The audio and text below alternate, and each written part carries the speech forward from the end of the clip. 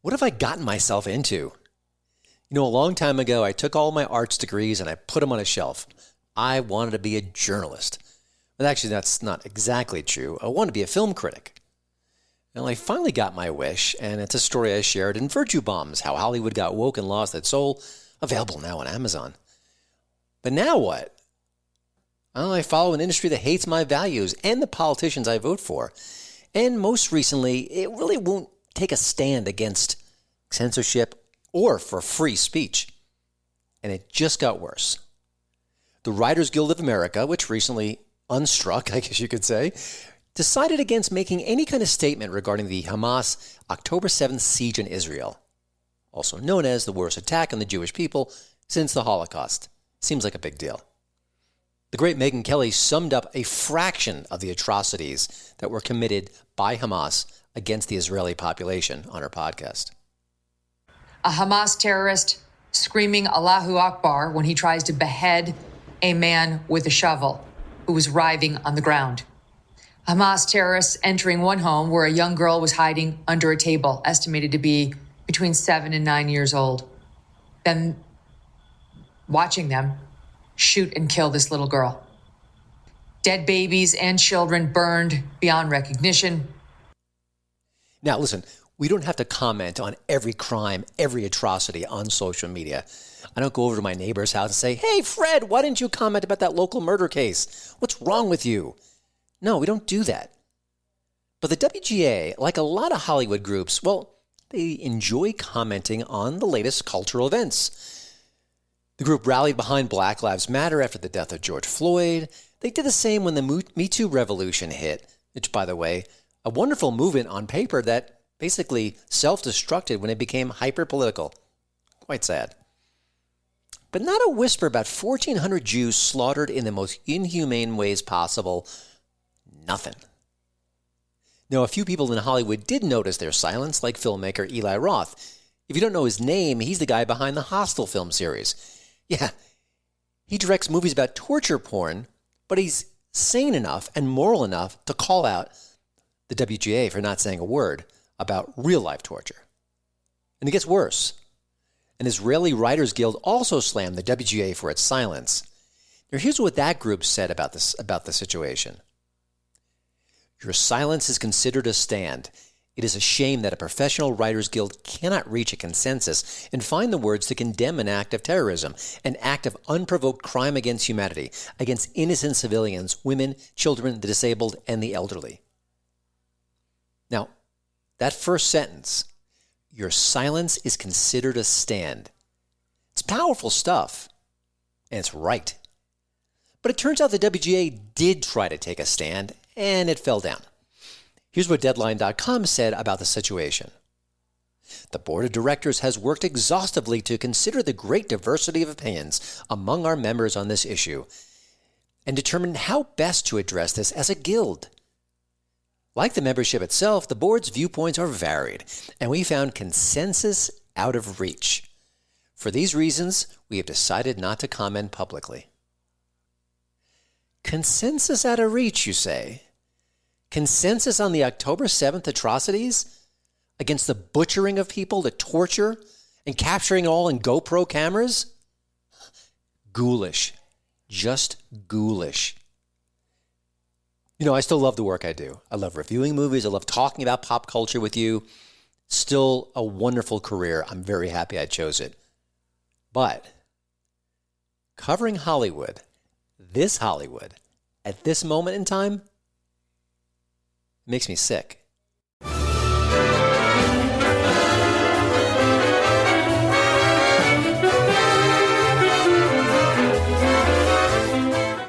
All right, I can't shift gears from the opening monologue to our next guest, so I'm not going to even try. Just know a HollywoodInToto.com reader reached out to me a few weeks ago. He said he was inspired by my site, and he wanted to share more about some of the work he's been up to. Ari Mendelson's Kingmaker book series, the first two installments are Consent and Due Process, offer compelling tales that speak directly to our times. He also wrote a book a few years ago called Bias Incident, the world's most politically incorrect novel. Love that title. And he covered the sorry state of modern education and the clampdowns on free speech. Now, he wrote that a few years ago, even before No Safe Spaces hit theaters in 2019. He saw the rot happening in academia before a lot of us, myself included. Now, Ari has a great story to share, and I'm not just talking about his novels. It's his personal journey. He's smart, he's driven, he's passionate. He is exactly the kind of artist we need more of these days. So I invited him on the show. I wanted to find out what makes him tick and what inspired him to pick up writing in the first place beyond my website. Turns out there's another reason too, a better reason, and I think you're going to find it rather heartwarming. Here's my conversation with Ari Mendelson. Ari, thanks for joining the show. You know, I've talked to a lot of directors over the years. When I explore their past, why they got into the business, they would say, I saw Star Wars as a kid and everything changed, and then I just wanted to be a storyteller. You had a bit of that epiphany when you saw the movie back when you were a little kid. Talk about why it impacted you, and also maybe, you didn't go from there to a life of storytelling. It took you a little while to kind of get into that frame, but just maybe explore a little bit about what that movie meant to you. Sure, Chris. When I was a kid, I was 4 years old when Star Wars came out. And the idea of an idealistic young kid going on, I think the phrase that was used was a damn fool idealistic crusade in the movie itself, was something that always appealed to me. The idea of fighting evil was something that really got me going. And I went through my formal education, and when I got to law school, I met the love of my life there. And she wanted to become a doctor more than anything in the world. And I wanted her to be happy more than anything in the world. And we made an agreement that one thing we would never do is to just put our kids in daycare or something like that and have them taken care of by strangers. So when she went for her training, I went and I just took care of the kids for a while. But as I was doing that, I educated myself, giving myself the education I never quite got in my formal education. And I used that time to learn as much as I could using what's called a spaced repetition algorithm, which breaks down knowledge into very, very tiny little chunks. And it mixes those chunks up. And what it produces is a kind of knowledge that's very, very different than you would get in a school. But it's something that is almost like clay in your hands, where since everything's in a tiny little chunk, you could just mash it up and shuffle it up. And all of a sudden, you wind up getting these ideas that you might not have gotten if you study one subject at once. I'm not aware of this. This is really interesting. So that was your approach. And as you were doing this sort of self-led journey, were you thinking about being an artist or writer, or is it just about education and self-improvement? It started as education and self-improvement.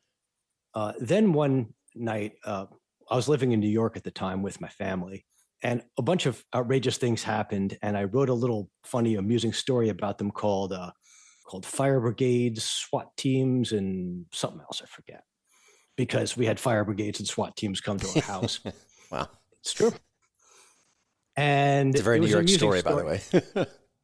I put that up on Facebook, and people told me, wow, you got to be a writer. So by around 2010, the idea of writing about what would happen to a rebellious college student came to me. And I came up with Bias Incident, the world's most politically incorrect novel. I could say that I was against cancel culture longer than pretty much anybody. I wrote a story about a kid who goes to college, writes a rebellious college essay, and ends up in a campus courtroom and has to defend his position in college there. That was a pretty simple story. It was writes essay, gets in trouble, courtroom, done. And even as a simple story, I wasn't quite prepared for how many nuts and bolts there were, how many moving parts, how difficult it would be. But with a bunch of determination, it took me about a year, and I got it exactly as I wanted it. And from there, I didn't do any more writing after that because I had learned this spaced repetition way of learning, and I realized I could teach my kids with this. So for close to a decade, I homeschooled my kids. Mm-hmm. Two of them right now are off in school. My younger two didn't quite take to it, so they're in school right now. And about 2 years ago, I was reading Andy Ngo's book about Antifa. And all of a sudden, I stopped reading, and a character just appeared in my mind. That character became Jerry Neville. And I just started thinking about him and getting to know him. And all of a sudden, when you have, at least to my way of thinking, if I have a project, I know that I could make it work. I'm going to find a way to make this thing work. Mm-hmm. And the Jerry Neville character was based on two insights. Insight number one is that the human mind is not strong enough to cope even with games as simple as chess, right? You could write the rules of chess on one piece of paper and explain it in 10 minutes. But the best computers will beat the best grandmasters every time. And then the other insight was that persuasion is in many ways a rule-bound game. Scott Adams talks about persuasion very much. And I got to thinking about persuasion and that whole recombination thing I told you about, recombining ideas when you do the spaced repetition learning. That worked its magic, and I got to thinking about what happens if AI can do persuasion better than a human being can do and do it in secret. And that's the core of the Kingmaker series. That's the core of the Kingmaker series, exactly. And Ari, I want to back up just a little bit because I'm fascinated by this part of it. You brag, rightly so, that you saw cancel culture coming before a lot of us did. How? What did you see on the college campus landscape that warned you about this? Because you're right, and you were ahead of the curve, and you wrote about it literally in Bias Incident. But what sparked that? Because I think a lot of people were asleep, essentially. What sparked it was even back in the early 90s when I went to college, I didn't quite feel that all of my opinions would be at home in a lot of the classes I went to. And that when I'd write a paper, I would self-censor at least a little bit, or I would write about a neutral topic so I wouldn't have to take a position that I didn't want to take. And a few years after that, I read a book called The Shadow University by Harvey Silver Great and Kors. And that book was written about the time that I was in college. And it really made me think about unfreedom in the university. So again, I'd had this idea that I just kept on thinking about and was able to make the subject work. Gotcha. You mentioned how when you started your first book, even though it was a streamlined story, there were a lot of different levels, a lot of different layers. It wasn't easy. If you were talking to someone and then they had a great story in their head and he or she came to you and said, what's it like? What's the process like? Is there any kind of quick advice about, starting that? Because, I think we all say, I want to write the great American novel, and very, very few of us do. You did that. You pushed forward. What are maybe some early tips you can share or things that you learned along the way that made it doable? Okay, well, I'll start with Bias Incident. When I wrote Bias Incident, the entire thing was about execution because I had the plot in my mind. All I had to do was write it. And an example of one of the difficulties was there was a scene in the book, a boy asks out a girl, make it funny, go. And it took me several tries, but eventually I got it. And that was a kind of difficulty. And then at the end, if the boy's going to reunite with the girl, how's that going to happen? You see? So it was all about execution. In Kingmaker, it was a lot different because in Kingmaker, I've got about 5 plots going.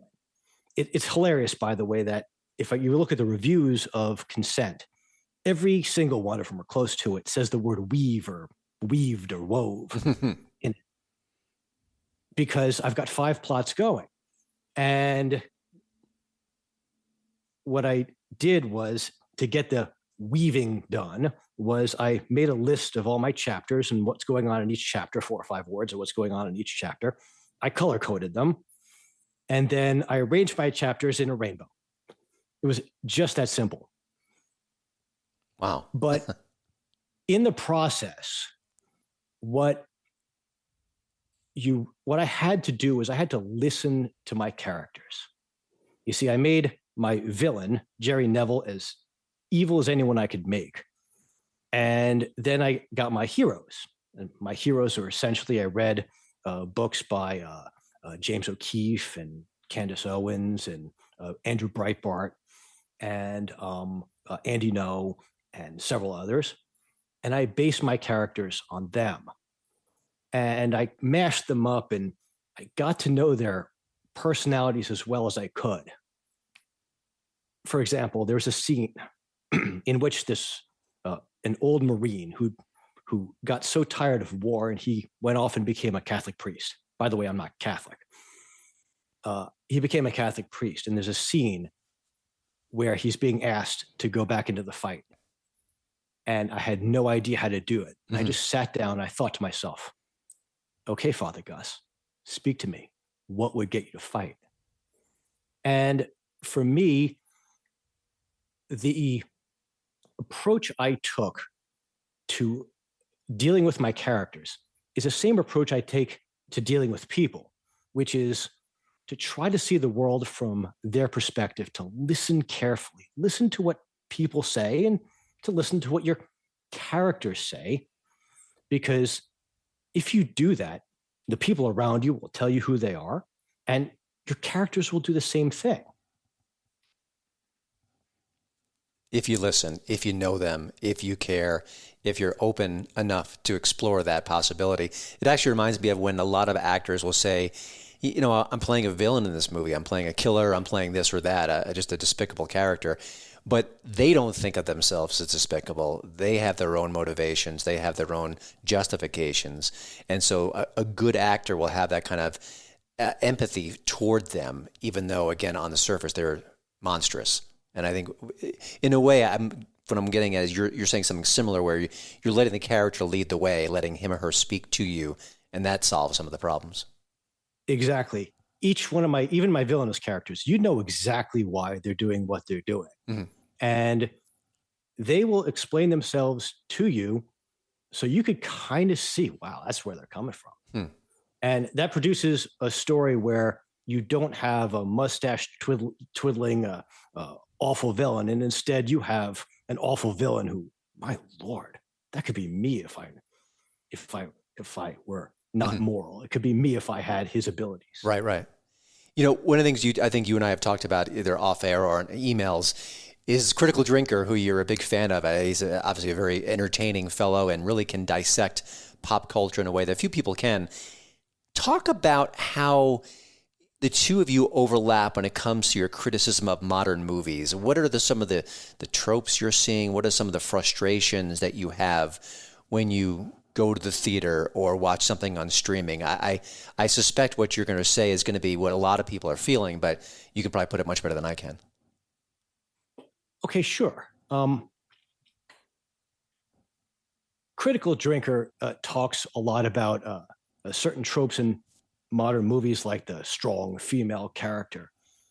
And in my own book, I have characters who are female and strong, but they're not the kind of boss women you'd find in modern movies who can make no mistake, who could beat up groups of large burly men. In fact, I lampoon that with my character, Megan Peters.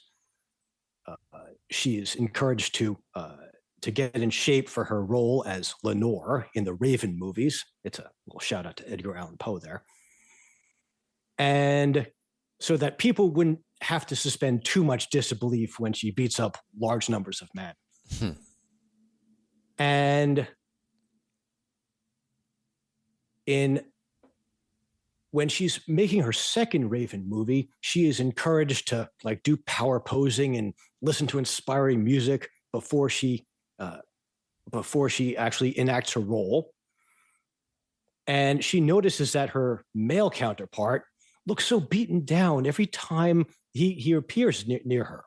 Apparently, they've been doing the exact opposite. Mm-hmm. And what occurred to me is that a lot of our art resembles a socialist realism, in that it's the Marxist way of thinking that the oppressed classes must self-liberate. For example, if you're going to see the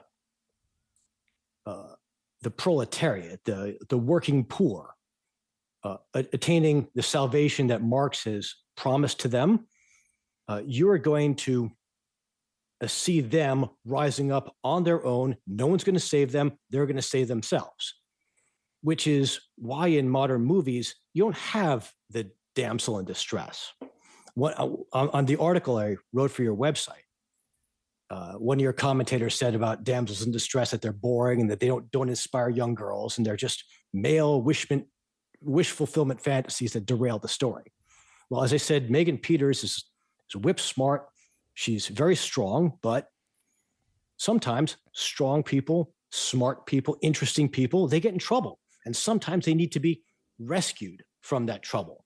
Now, socialist realism will say that they must self-liberate, but real life says that sometimes people will bail them out of trouble as well. Yeah, Princess Leia is as strong as it gets, and she needed some rescuing in Star Wars. So that's, yes, that's a great example. That scene, the one that you put to cover my article of Luke Skywalker, I'm Luke Skywalker, I'm here to rescue you. A goosebump scene. Yeah. Oh, man. I was just thinking, imagine that scene today. People would freak out. How dare you? So much privilege. But yeah. One of the reasons why I love Critical Drinker is that he does break it down like you are as well, but he's also so very funny and amusing and has a lot of pop culture references. But I was kind of curious. I know that you've got a third installment of the Kingmaker series, Just Power, coming soon. We'll tease that toward the end of the conversation. But are there other things you're working on, or is it more writing? Have you thought about other media? Or I was just kind of curious what you're pushing at this point in your career. Okay, I'm doing a couple things right now. First of all, I have my Kingmaker I'm putting on audiobook right now. Consent is going up on my YouTube page, complete and for free and read by me. The other 2 books of Kingmaker will also be put up on YouTube, but they'll be as a subscription for people who join my site. Mm-hmm. And I also envision a way of bringing the way I taught myself over the last few years with the spaced repetition algorithm to people by showing them how to do that on YouTube and making a YouTube channel like that. If you subscribe to my Kingmaker series YouTube page, mm-hmm. You will be updated when I start making videos like that.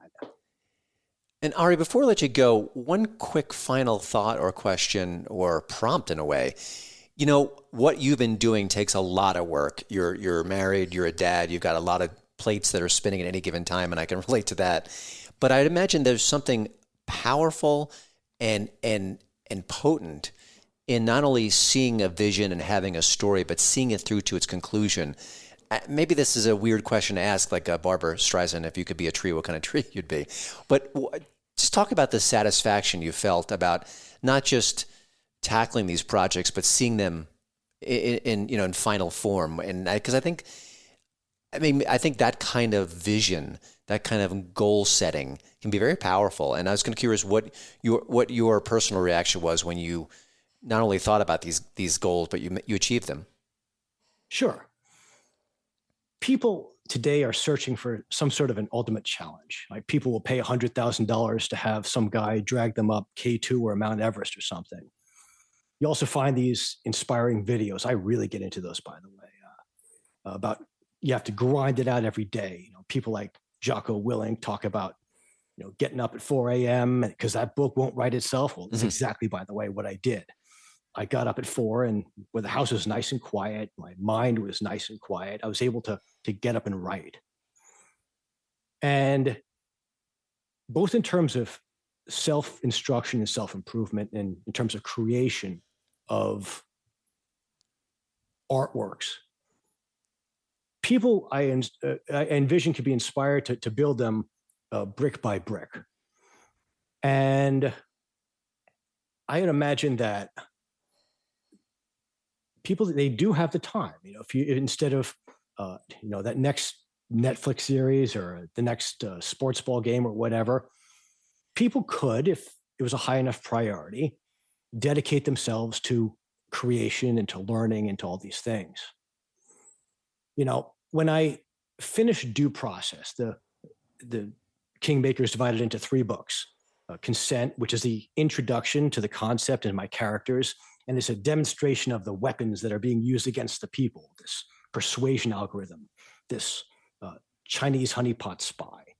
And then Due Process is where everybody has to start outsmarting each other. There are a bunch of big, grand chase scenes. There are all sorts of ways where people do unexpected things. And then the heart of the novel of Due Process is one of growing tension, where the villain's experiment is being put into place. And if you can figure out what's happening, you'll see it happening step by step by step. And it's horrifying. Mm-hmm. And if you don't figure out what's happening, you'll see how what did happen grew out of what I told you. And I put so much effort into Due Process that I didn't really think about how to finish the novel. I read one novel once. It came highly recommended, and I read it. And at the end, the main character wakes up and it was all a dream. And I want to throw the book against the wall. Anyway, I had no idea what I was going to do, because one of the things about Kingmaker is it is very, very skeptical of politics and politicians and lawmaking and its ability to improve society. But Kingmaker comes down to a political contest. And how do you make a satisfying conclusion to that? I had a friend of mine, his name is Martin, and every time I finished a section of Kingmaker, I'd send it to him just for his opinion. And he just kept on saying, send more, send more. That was his opinion. And when I got up to what became Just Power, I wrote him an email. I says, and now up from the stool, touch gloves with the champ, one last round. It was that kind of, I wouldn't call it exhaustion. Mm-hmm. It was like, it's a now or never moment, and you better do it now. And I was nagging with this, I had this nagging thought of, everything else you wrote is strong enough. People will forgive you if the ending is not that great. And I put that thought right out of my mind every time it appeared, and it appeared frequently. And as I did, as Jocko says, just go through the motions if you just need, if all you can do is go through the motions. And I did that. And for 2 months, I thought about how am I going to end this thing? Because we have characters who haven't been identified. We have that challenge I told you about of how to make the ending satisfying. And we have this computer program that exists. What are you going to do with it? And then the answer came to me. See, one of the mottos I have for writing is use your tools. Because if you sit down and you think about your characters and you listen to them, and before you write a scene, you close your eyes and visualize everything, and you write a rich scene in which lots of things are happening, it gives you these tools to work with as an author. And if you remember what those are, you can use your tools to come up with satisfying plot points. And that was a process that got me to the ultimate answer that satisfied me very, very much with how Just Power how Just Power ended. Mm-hmm. It was not just the breathless sprint to the finish and the final battle and all that. It was also, oh, now that that's happened, why should I be satisfied that this is our conclusion? And I was able to answer that to my satisfaction. And I was never going to take from myself anything but the very, very best. And it was like when I told my friend Martin about Touch Gloves with the Champ. Well, now it was like watching the champ crumple to the canvas, and the ref raises her hand, and the belt goes around the waist. And whether or not there was a cheering crowd, because there wasn't, it was 4 a.m. Whether or not, there was any of that, I know that I did that. I know that I was able to sit there and not take no for an answer. I was able to sit there and to think about it until the correct answer came to me. And I'll have that for the rest of my life. Yeah, that's very powerful. And it wasn't the answer I expected, but it's the answer that was much better than I expected. So I appreciate you sharing that. But Ari, thank you. Kingmaker's better than you expected too. Yeah, absolutely. One reviewer said in reading just the first book, which was in a way the least exciting of the 3, that when he was reading it, he was recovering from surgery and he didn't feel the pain. Wow, there you go. Ari, the new anesthetic. But thank you for joining the Hollywood in Total podcast. And I hope everyone will pick up your books, including Bias Incident, the world's most politically incorrect novel, and the first 2 books in the Kingmaker series, Consent and Due Process. And like you teased, Just Power is coming soon, so look out for that as well. And of course, you can hear Consent right now for free on his YouTube channel. Sure, just punch in a few keywords there. You'll find it right away. But Ari, I love your story. Keep creating. We need more artists like you. And I hope you've impressed your wife with all the work you've been doing, because I know that's the goal. That's the dream. Absolutely. Thank you so much, Chris. Well, I hope you enjoyed our latest bonus episode of the Hitcast. There is more on the way, and also some really great interviews. I've got Dinesh D'Souza, Andrew Clavin, and a lot more coming up very soon. But for now, have a great week, and I will see you next time.